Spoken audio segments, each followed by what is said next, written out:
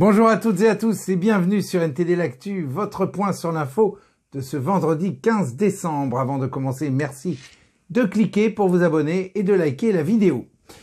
Des agriculteurs expriment leur colère face à des normes administratives de plus en plus contraignantes et à une agriculture de moins en moins autosuffisante. Certains déclarent passer près de 60% de leur temps à s'occuper de l'administratif au détriment de leur activité principale. Des actions coup de poing se sont répétées ces derniers jours. Beaucoup se plaignent des pressions liées à la transition écologique et à la concurrence des produits importés. Au sujet de l'administration, je vous propose d'écouter l'un d'entre eux. Alors vous allez verser de bonne heure, on s'engage à vous verser les aides rapidement. 17, on le met on prend mon dossier et j'appelle là, on me dit ça peut être versé le 7 décembre. C'est quoi? Le télétravail il est dur. Mais c'est quoi? Mais pourquoi ça prend autant de temps de verser des choses qui sont en place normalement depuis déjà des années? Vous savez... C'est pas que la mer. Donc là on est sur le problème bovin. J'ai des collègues au niveau de la PAC non plus. On n'a que 60% ou 50%. On est tout au compte-gouttes. Votre salaire, vous l'avez 3 mois, 4 mois après? Dites-moi. Non, parce que nous on n'a pas de salaire. On fait comment? Un bout de salaire tous les jours.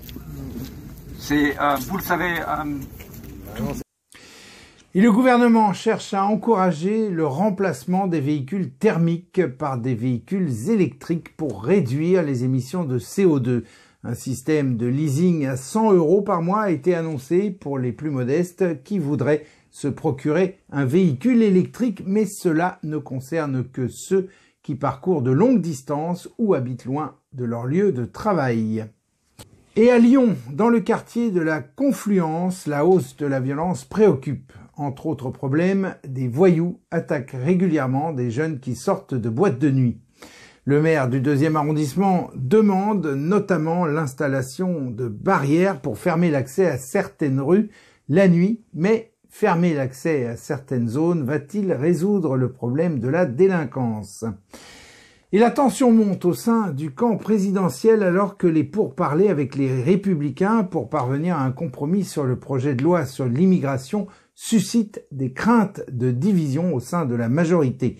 Vont-ils abandonner ce projet pour maintenir l'unité de la majorité ou vont-ils accepter de vraies négociations? Affaire à suivre. Et le corps de l'otage franco-israélien Elia Toledano a été récupéré à Gaza. Son corps, qui a été identifié par des médecins légistes, a été récupéré au cours d'une opération menée à Gaza et rapatrié en Israël. Cet homme de 28 ans faisait partie des 240 otages enlevés par le Hamas au moment de l'attaque du 7 octobre. Et selon une enquête du ministère de l'Intérieur, seulement 5% des femmes victimes de violences sexuelles en 2021 auraient porté plainte. Au sein des victimes interrogées, un quart estimait que les faits n'étaient pas assez graves et 24% pensaient qu'une plainte était inutile. Et je laisse maintenant la parole à Anthony qui va nous parler d'une question qui nous est chère, celle de la liberté d'expression. Anthony, c'est à vous, on vous écoute. Merci Rémi. Bonjour à tous. Rentrons tout de suite dans le vif du sujet. Dans le paysage numérique actuel, Twitter, désormais rebaptisé X, se trouve à un carrefour critique. Devenu un bastion de la liberté d'expression, il attire de nombreux utilisateurs désireux d'échapper à la censure des GAFAM.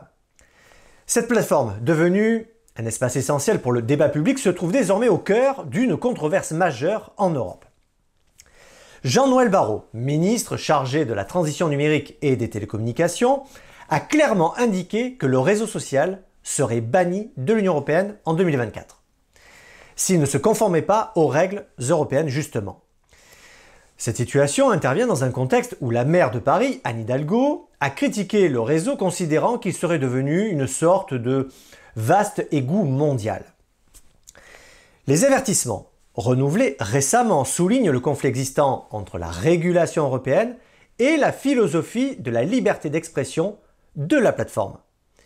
Mais son propriétaire, Elon Musk, pourrait avoir des atouts pour sauvegarder sa présence en Europe.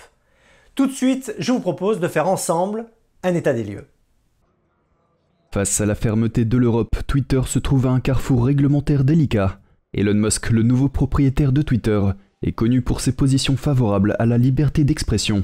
Cependant, la législation européenne, notamment le Digital Service Act ou DSA, impose des normes strictes. Le DSA, la nouvelle législation sur les services numériques, est une initiative visant à lutter contre la haine, la manipulation et la désinformation en ligne. En se basant sur le DSA, l'exécutif bruxellois a lancé une enquête en réponse à des contenus jugés problématiques sur la plateforme. Suite à l'enquête, le ministre chargé de la transition numérique Jean-Noël Barrot a récemment réitéré que si le réseau social ne se conformait pas aux règles européennes, il risquait l'expulsion du marché numérique européen. Et Thierry Breton, commissaire européen au marché intérieur, a également affirmé que Twitter devra se conformer aux règles européennes. Mais des experts comme David Thunder de l'Université de Navarre critiquent le DSA, le jugeant trop vague et susceptible de censurer la liberté d'expression. Dans ce contexte, Elon Musk pourrait utiliser les Twitter Files comme levier de pression. Ces documents avaient dévoilé la coopération entre l'Oiseau Bleu et le gouvernement américain, depuis le département d'État jusqu'au Pentagone, en passant par la CIA. Ceci dans le cadre d'une opération de censure de certains propos, mettant en cause le discours des autorités sanitaires sur le Covid-19, l'intégrité de l'élection présidentielle américaine de 2020 ou encore l'affaire Hunter Biden. Ces révélations avaient défrayé la chronique outre-Atlantique, portant un coup dur à la confiance du public américain dans les institutions du pays. L'avenir de Twitter en Europe est en suspens et son éventuelle interdiction soulève des questions. Si l'Union européenne décide d'agir contre Twitter, cela pourrait créer un précédent majeur dans la régulation des réseaux sociaux, affectant potentiellement la liberté d'expression et la diversité des opinions en ligne. Mais la situation est loin d'être tranchée. L'arsenal de Musk, notamment les Twitter Files, pourrait modérer l'approche de l'Union européenne. Car ces documents, s'ils contiennent des informations compromettantes sur des personnalités européennes, pourraient influencer les décisions à venir. En fin de compte, les décisions prises pourraient établir un précédent important pour la gouvernance d'Internet en Europe. La décision d'Elon Musk et la réaction de l'Union européenne détermineront non seulement l'avenir de Twitter en Europe, mais aussi la trajectoire des politiques numériques et de la liberté d'expression dans l'ère numérique. Vous pouvez compter sur nous pour suivre de près l'évolution de cette confrontation si cruciale pour l'avenir du paysage numérique européen. Rémi, c'est tout pour moi. Merci Anthony. L'Union européenne a trouvé un accord qui régule l'IA pour la première fois. L'idée est d'une part de booster l'innovation européenne et d'autre part d'encadrer l'utilisation de cette nouvelle technologie pour se préserver de ses effets pervers.